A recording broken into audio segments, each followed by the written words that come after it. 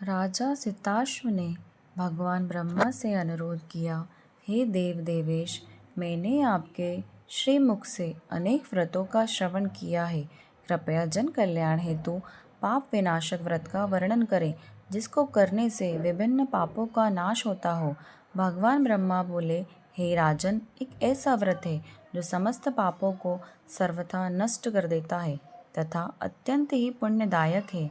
इस व्रत को ऋषि पंचमी के नाम से वर्णित किया गया है। हे पुत्र, इस व्रत को विधिवत करने से मनुष्य को नरक की यातना से मुक्ति तो मिलती ही है, अपितु उसे नरक का दर्शन तक नहीं होता है। इस व्रत के संदर्भ में ऋषियों ने एक कथा का वर्णन किया है, जिसका श्रवण तुम ध्यानपूर्वक करो। विदर्भ देश की राजधानी में उत्तंग नामक एक श्रेष्ठ ब्राह्मण निवास करता था। उसकी एक अर्धांगिनी थी, जिसका नाम सुशीला था। सुशीला अत्यंत पतिव्रता और सुलक्षणा नारी थी। कालांतर में सुशीला ने एक पुत्र एवं पुत्री को जन्म दिया। उसका पुत्र अत्यंत ही सद्गुणी, धर्मपारायण एवं विवेकी था। उस पुत्र ने अंग, पद एवं क्रम सहित सभी वेदों का अध्ययन किया था। उत्तंग ब्राह्मण ने अपनी पुत्री का विवाह कुल परंपरा के अनुसार एक श्रेष्ठ कुटुंब में कर दिया था, किंतु राजन, विधि का विधान कुछ ऐसा था कि उसकी पुत्री विधवा हो गई। वैधत्व का दुख प्राप्त होने पर भी वह पतिव्रता का पालन करते हुए अपने पिता के घर में ही जीवन यापन करने लगी। उस ब्राह्मण उत्तंग का हृदय भी इस पीड़ा से अत्यंत व्यथित था, जिसके कारण वह अपने पुत्र को भवन आदि सौंपकर स्वयं पुत्र और पत्नी सहित गंगा के पावन तट पर निवास करते हुए अपने शिष्यों को वेद अध्ययन कराने लगे थे। वह विधवा पुत्री भी अपने पिता की सेवा करने लगी थी। एक समय ऐसा आया कि उस पुत्री का साहस टूट गया। अर्धरात्रि का समय था। वह एक शिला पर शयन कर रही थी। शयन करते ही उसकी संपूर्ण देह कृमि में कीड़ों से युक्त हो गई, यहाँ तक कि उसके वस्त्र भी कृमि रूप में परिवर्तित हो गए। उत्तंग के शिष्यों ने जब अपनी गुरुपुत्री को इस दुर्दशा में देखा तो वह भयभीत हो गए और तुरंत ही गुरु माता के पास गए। बोले, हे माता, आपकी पुत्री एक शिला पर शयन कर रही है। उसकी संपूर्ण देह में कीड़े पड़ गए हैं। उसकी देह तो तनिक मात्र भी दिख नहीं रही है। हे माँ, हमें तो ज्ञात ही नहीं है आपकी पुत्री, उस पतिव्रता और चरित्रवान पुत्री की यहाँ दशा क्यों हो गई है। यह सुनते ही माँ के हृदय को गहरा आघात पहुँचा एवं वह तत्काल ही उस स्थान पर पहुँची जहाँ उसकी पुत्री शयन कर रही थी।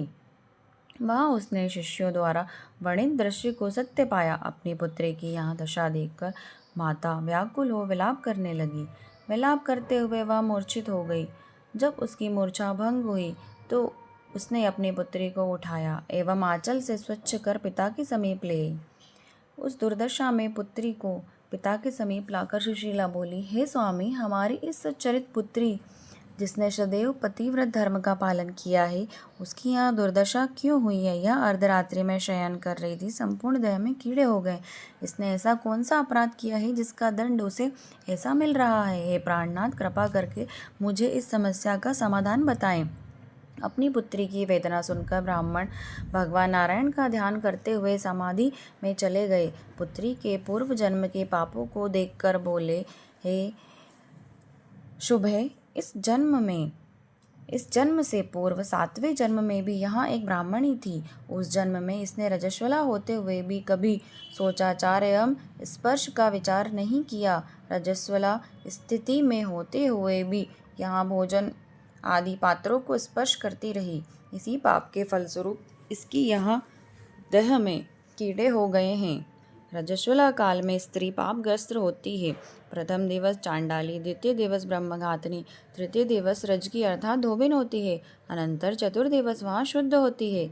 इसी जन्म में इसने अपनी सखियों के कुसंग के कारण ऋषि पंचमी का व्रत का दर्शन करते हुए भी उसका अनादर किया था।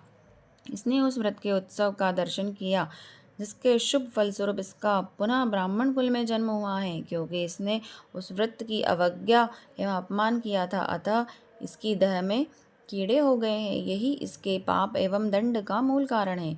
पुत्री के पूर्व जन्म का वृत्तांत ज्ञात कर सुशीला बोली, हे नाथ, जिस ऋषि पंचमी के व्रत के दर्शन के मात्र से ही आपके समान वर्चस्वी ब्राह्मण के पावन कुल में इसका जन्म हुआ तथा जिस व्रत के अनादर के कारण अर्धरात्रि में देह क्रमी हो गई है, कृपया इस अद्भुत विलक्षण व्रत का वर्णन करने की कृपा करें।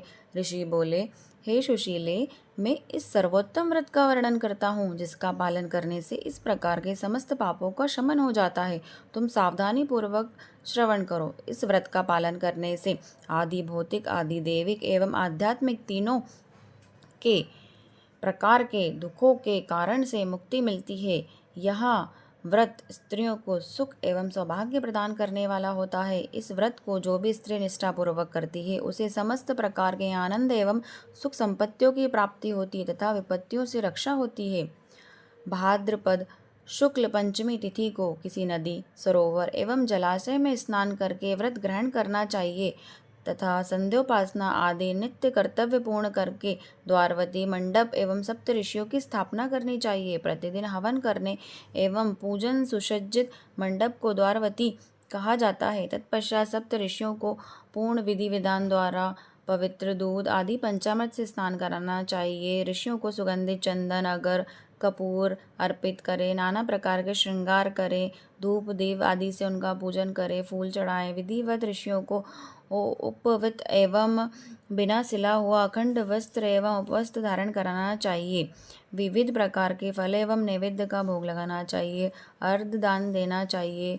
अर्घ दान कर समय प्रार्थना करनी चाहिए। कश्यप ऋषि, अत्रि, भारद्वाज मुनि, गौतम, जमदाग्नि एवं वशिष्ठ ये सभी मेरे द्वारा प्रदत्त अर्घ जल को स्वीकार करें तथा प्रसन्न हो। इस कथा का श्रवण अवश्य करना चाहिए। इस व्रत में शाग का ही भोजन करना चाहिए। व्रत में सप्त ऋषियों का स्मरण करते हुए पूर्णतः ब्रह्मचर्य का पालन करना चाहिए। इस विधि से इस व्रत को भली प्रकार करना चाहिए, अन्यथा तीर्थ में स्नान एवं दानादि करने से जो पुण्य फल प्राप्त होता है वह फल मात्र इस व्रत को नियम पूर्वक करने से प्राप्त हो जाता है। इस व्रत को करने वाली स्त्री सदैव सुखी, रूप सौंदर्य से युक्त, पूर्णदेह वाली एवं पुत्र पौत्रादि से संपन्न होती है। जो स्त्री श्रद्धा पूर्वक इस व्रत अनुष्ठान को संपन्न करती है वह इस लोक में सभी प्रकार के सुख भोगती है तथा परलोक जाकर अक्षय पद को प्राप्त करती है। उस स्त्री को उसके पूर्व जन्म के चरित्रों का स्मरण हो जाता है। इस प्रकार हेमाद्रि में वर्णित ब्राह्मण पुराण में उद्धत ऋषि पंचमी व्रत की कथा संपूर्ण होती है। इति श्री ऋषि पंचमी व्रत कथा संपूर्ण।